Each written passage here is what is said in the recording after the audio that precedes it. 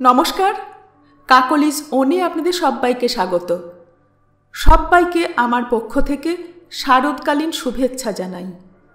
শরৎকাল কিছুটা আনন্দ, কিছুটা বিষাদ মাখা। আর এখন এই পশ্চিমবঙ্গে একটু সচেতন, একটু সংবেদনশীল মানুষ হলেই এই আনন্দ বিষাদ মাখা অবস্থাটা বুঝতে পারবেন।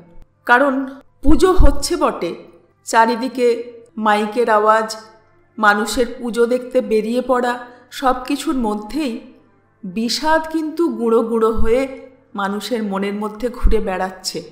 আবার এই শরৎকালও আরও অন্য অনেক কিছু স্মৃতি বয়ে নিয়ে আসে বলে অনেকটাই বিষাদগ্রস্তও করে তোলে, অন্তত আমাকে তো করেই।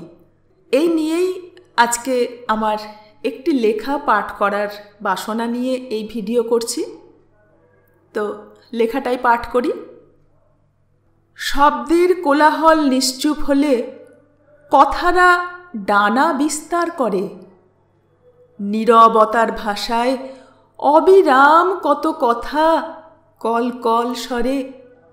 অপশ্রিয়মান ভাবনারা পাড়ি দিল দূরে দিগন্তরে। শ্রান্ত নিউরনে অস্পষ্ট সংকেত, ছায়া ছায়া জঞ্জাল যত। ব্যতিব্যস্ত শহুরে জীবনে অবহেলা কঠিন স্তূপের মতো।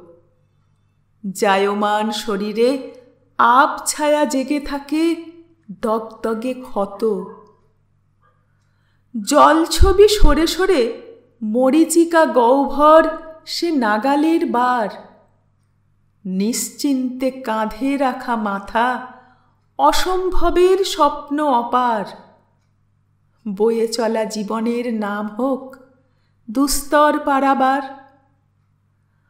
বহু দূর যেতে হবে পায়ে হেঁটে, ক্লান্তিরা আজও চেষ্টায় জব্দ।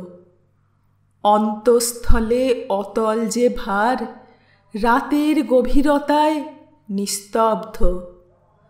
তরঙ্গে বন্দি প্রাণ নতুবা খুঁজে নিত নতুন দিগন্ত।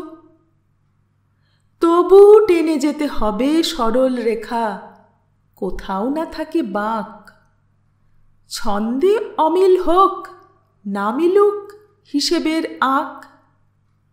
শুশ্রূষা নিরন্তর, না হয় মনের কোণে থাক। কাকলি সিনহা। কেমন লাগলো মন্তব্য করে জানালে ভালো লাগবে। সবাই খুব ভালো থাকুন। আর আমাদের এই সমাজে প্রত্যেকটা মেয়ে যেন তার যথাযথ সম্মান পায়, সেটুকু আমরা যেন খেয়াল রাখি। ধন্যবাদ।